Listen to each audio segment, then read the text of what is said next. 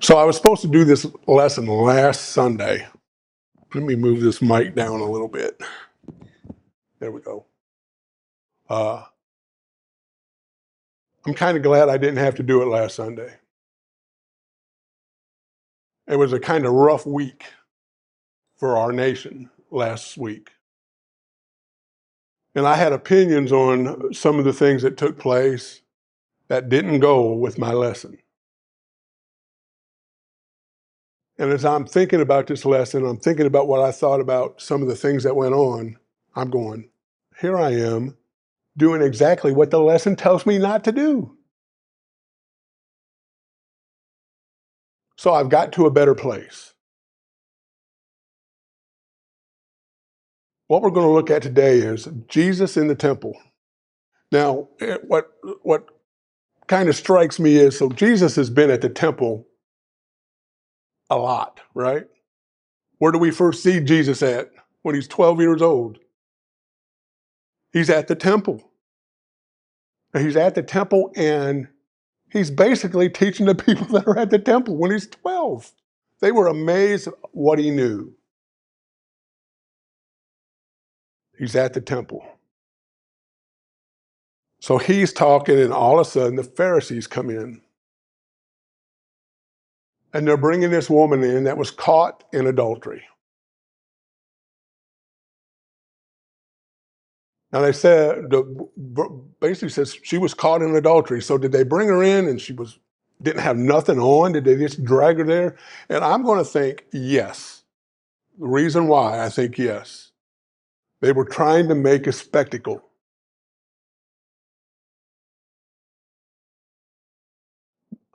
Because the crowd was there and they could hear everything that was going on. And they were trying to catch Jesus on this subject. So what does the Bible, the Jewish law say should happen to this lady who was caught in adultery? She should be stoned. But there's another part of the law that they didn't bring the man with them. Didn't the law said he should get stoned too? Yeah, where was the man at?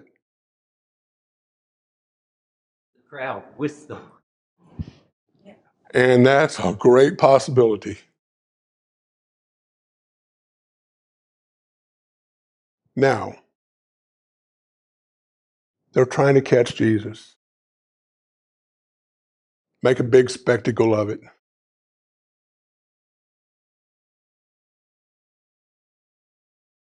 They remind him of the law. The law says, you got to stone her. So they were trying to catch him and use it against him. It says Jesus stoops down and starts writing in the ground. So do we know how many times we see the finger of God writing something? 4 times. 10 Commandments, Belshazzar, and Jesus twice in the same verse. Bends down and writes on the ground. Why he writes on the ground? We don't know what he's writing.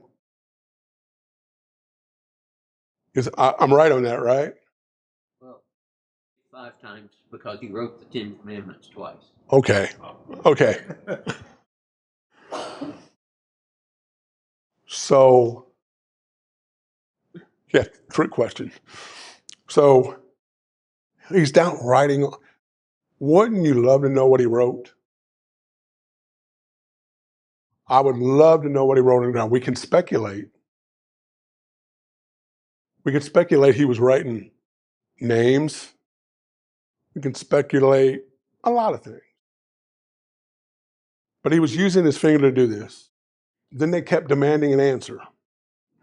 He just stands up and says, all right, let the one who has never sinned throw the first stone.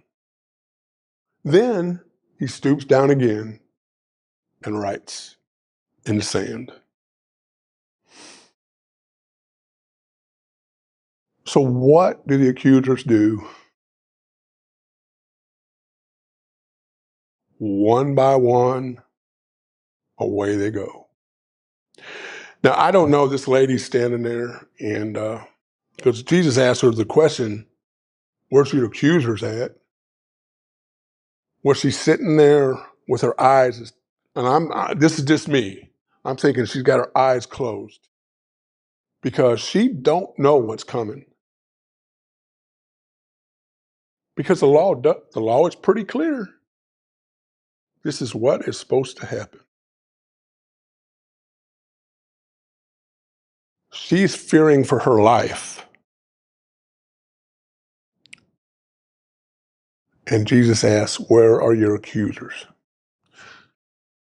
Have you ever dropped a stone into the ground? A little bit of weight on it, a rock, you drop it and you hear that.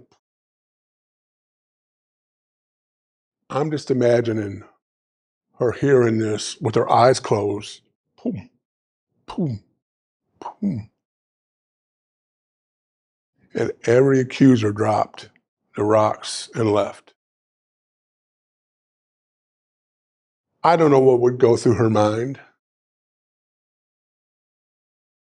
but just the sound of a stone dropping on the ground, and you can hear this, and you're going, well, what's going on? I ain't been hit by a rock yet. Then Jesus says,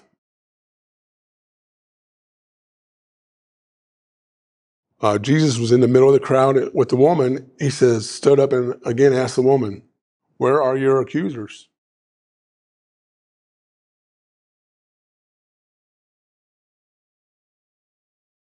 The accusers didn't stick around to accuse. This story is kind of amazing because then Jesus' response, which he could have had a whole round. If anybody knew the law,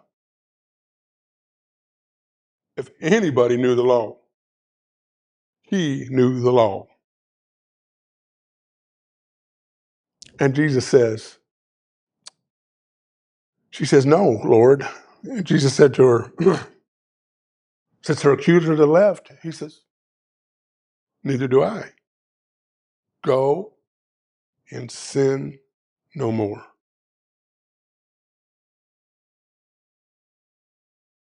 What was Jesus' judgment on her? How did Jesus judge her?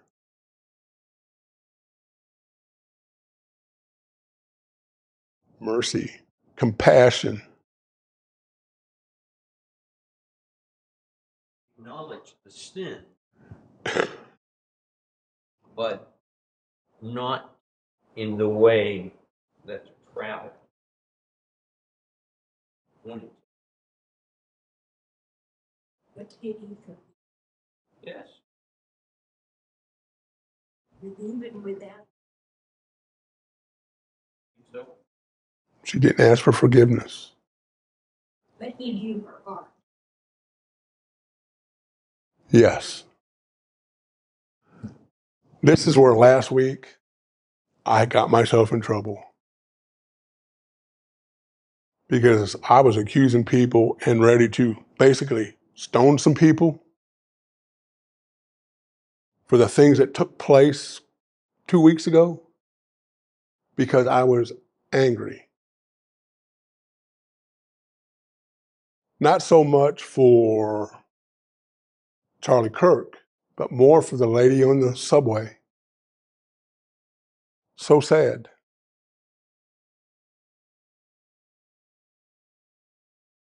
I know, and I knew then, it is not my job to judge anyone. As we look at this lesson, it's more our job to forgive than to judge.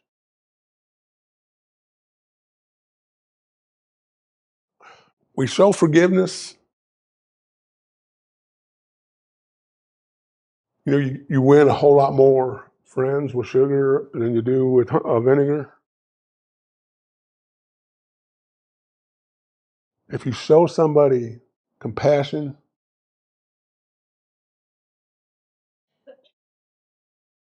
it makes a whole bigger impact on that person.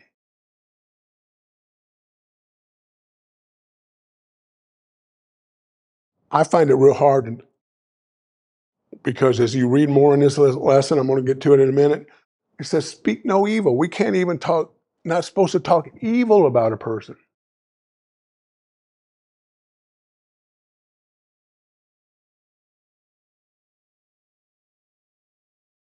And I think about that, I'm going, man, I just do that flippantly sometimes. And not so much evil, but that person's not very nice. That person is, I don't know that person.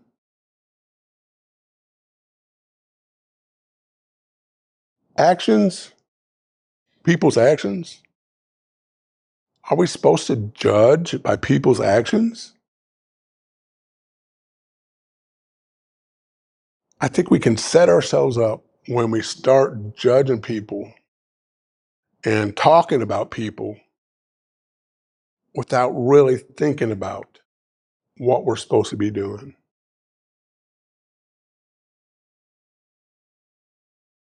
Love does no wrong to others. I'm going to read out of Matthew 22, 37 through, let me see here, 40. It says, Jesus replied, love the Lord your God with all your heart, with all your soul, with all your mind. This is the first and greatest commandment. And the second is like it. Love your neighbor as yourself. This is the part that really gets me. Because we've talked about these verses in this class over the last 6 months. But it says the law and the prophets hang on these two commands. I would think that means these two commands are really, really, really important. And how can I love somebody when in my mind I'm thinking that they're an evil person? It's not my job to say that a person's evil. The judges on these cases with what I was talking about earlier, with Charlie Kirk and with the lady on the side, the judges are going to judge that. It's not for me to judge. Not for me to judge at all. The bad thing is we saw it on film. That makes it worse to me. If I would have never saw what happened, I would have had no judgment whatsoever. But when you watch what happened, it breaks your heart. And there's really not anything I could do about it but pray. You shouldn't hate sin and not the sin. That's part. Because when we look inwardly, we may see ourselves, or has God seen us, and that's different than what man sees. We see the evil, which not only should be judged, but should be justice. There's nothing wrong for us wanting justice. But if we look inside, we should have mercy. Exactly. When you look in the mirror, how many of us truly, truly look in the mirror? You know when I look in the mirror? When I'm shaving. That's about it. I have short hair, so I don't have to comb it. It's just, I look in the mirror when I'm shaving. I go by a mirror. If we don't know what we look like on the inside, how do we judge somebody else? Verses tell us to take a good look at ourselves. When it talks about take the speck out of your own eye before, take the log out of your own eye before you take the speck out of another, that takes a look at inward. That's why it is hard to, you know, I've heard, we have to judge people, right? Justice. In the church, we have, when you disfellowship somebody, there's a judgment being made. Brother, you're doing this. We know this is going on. We prayed about it. We've talked to you about it. The elders have come with me and talked to you about it. And you're still not changing. Now we have to make a judgment. I had a hard time with that because this is pretty much, it's just a hard subject. How do we not judge people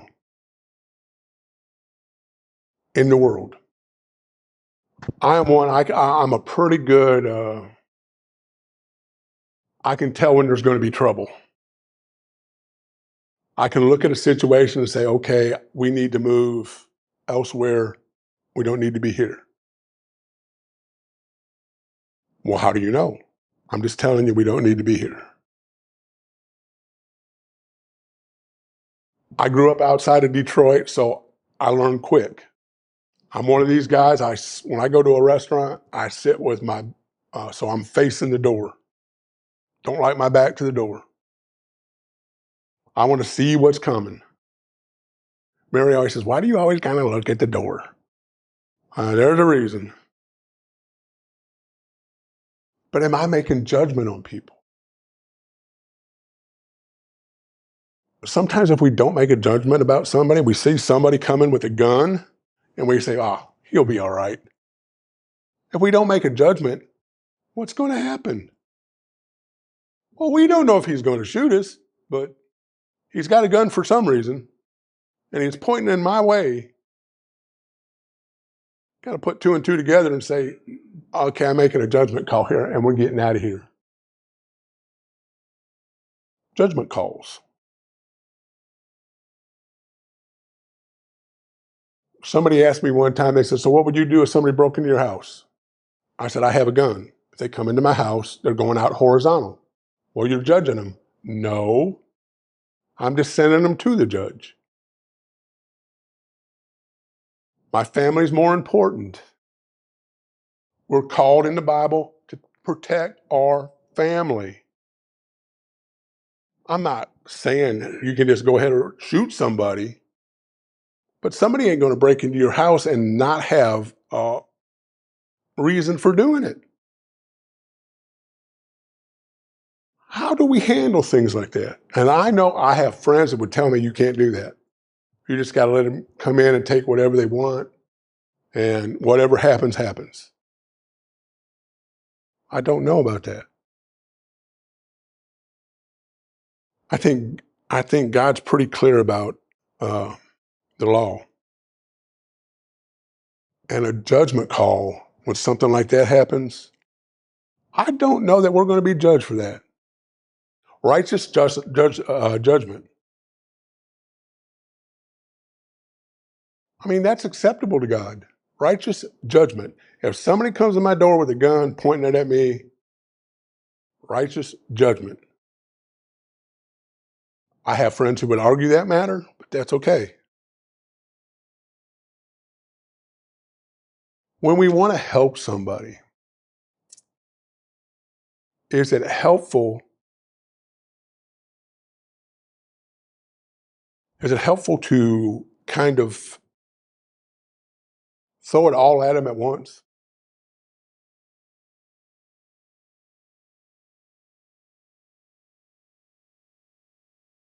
You have this, and I have a friend who was, when I lived in Michigan, had a really, really bad alcohol problem.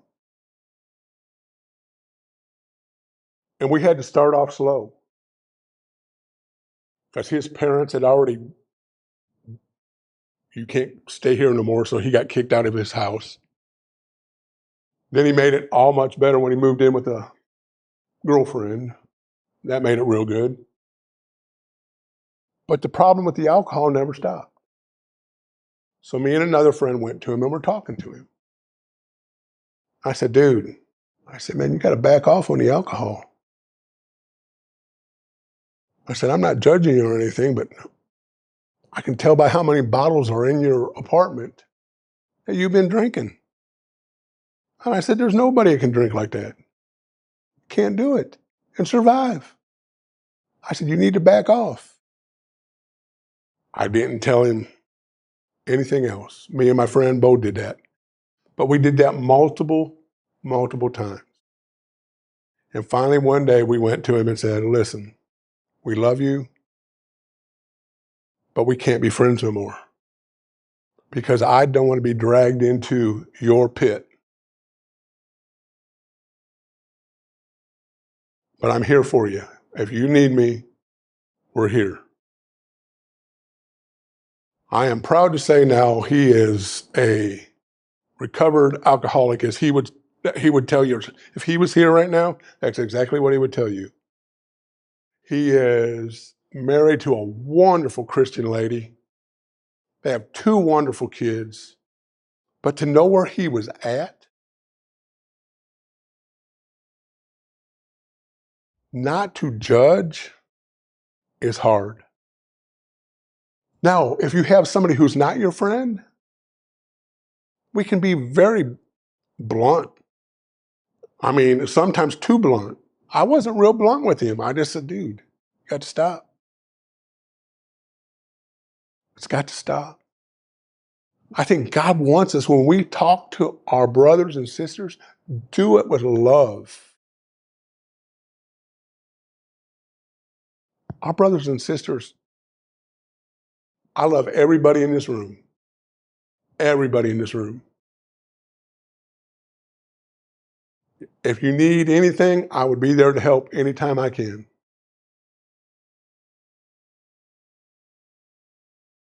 A true brother or sister in Christ would never speak that to anyone else. What I'm talking about is, my friend, we didn't tell anybody else about him. If we have a brother or sister who's doing something that we know about, we don't go tell everybody that somebody's doing what they're doing. Because that makes us part of the problem. It's like slander. We don't do it malicious. We don't do it to hurt somebody. But words hurt. And sometimes words hurt enough where that if they were close to coming back, now they're moving away. My friend with his parents, they have since reconciled. And his dad one day told me, he said, we made a mistake. We did it all wrong. I said, what are you talking about? He said, we should have dealt differently with our son. I said, that's between you and your son. I said, have you told him that? He said, oh yeah, we told him. And they've reconciled and they're all good. And I said, I said, there are times when I've said stuff about people just flippantly. And sometimes that's not good. That's not good at all, because sometimes we say something, y'all are going to laugh at, bless his heart. You know what that means? You're kind of dumb. You ain't getting it all. That's what I was always told anyway. I don't know if that's the truth. And I'm not saying you can't say bless his heart, because I don't know what's in your heart when you say it. See, that's the thing about judgment. We don't know how people are relationally. I had a good friend at college. He was blind. we went everywhere. We took him everywhere because obviously he couldn't see, so he had his cane and he could go anywhere he needed to go on campus, but we were a faster piece of transportation because he could hold on to our arm and away we go. Well, one day we caught him in the parking lot and we were messing around with him. Now there was a visitor on campus there that witnessed what we did. We grabbed his cane and threw it and we spun him around in a circle. And then we go, there you go, blind boy, try and find somewhere now. And we walked away. She absolutely lost her mind. And she come up and she's yelling at me and she's yelling at my friend. I said, stop. And she just looked at me. I said, Anthony, yeah, we're right here coming to get you. He goes, y'all quit messing with me. I said, ma'am, I said, I understand how it looked. And I would have thought the same exact thing if I was witnessing it. And that's not right. Because I put you in a situation that you didn't know what was going on. And I caused you to do something you might not normally do. But I said, I love that you stood up for Anthony. Check your Wi-Fi now. Because when you stand up for somebody like Anthony, disabled, and to us, he wasn't disabled. Anthony could see clearer than anybody in this room. I will guarantee you that.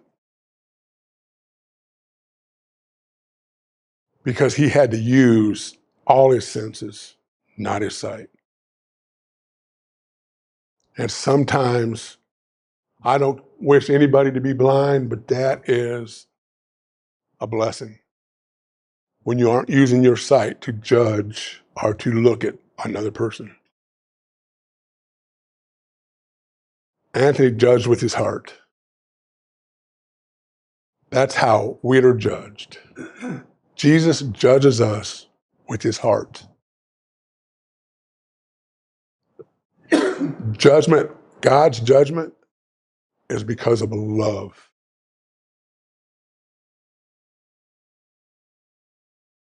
The devil wants us to fall into the pit. And he's really, really proved it this past week. Man, things are bad out there.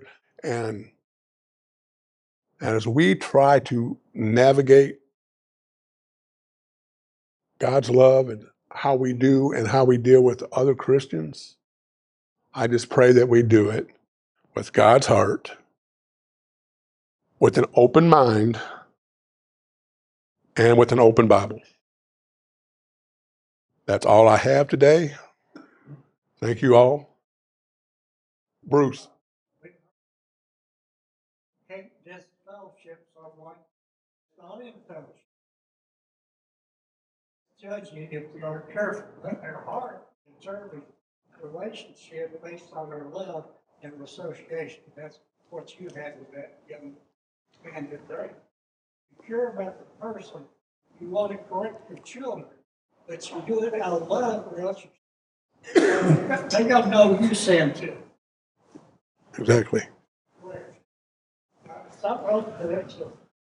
Another thing is you got to want to be corrected.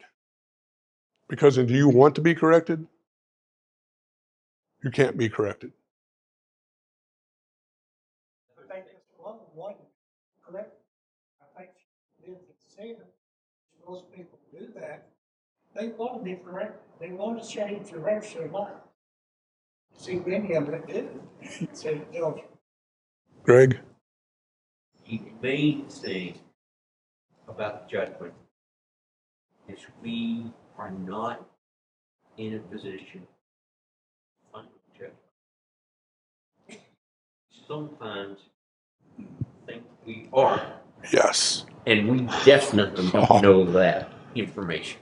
Yes. And if there's one thing I don't want, I definitely don't want to be the one judging. I don't want to be the final judge. I would never want that put on me or on anybody else. I thank you all for your patience, and y'all have a wonderful afternoon.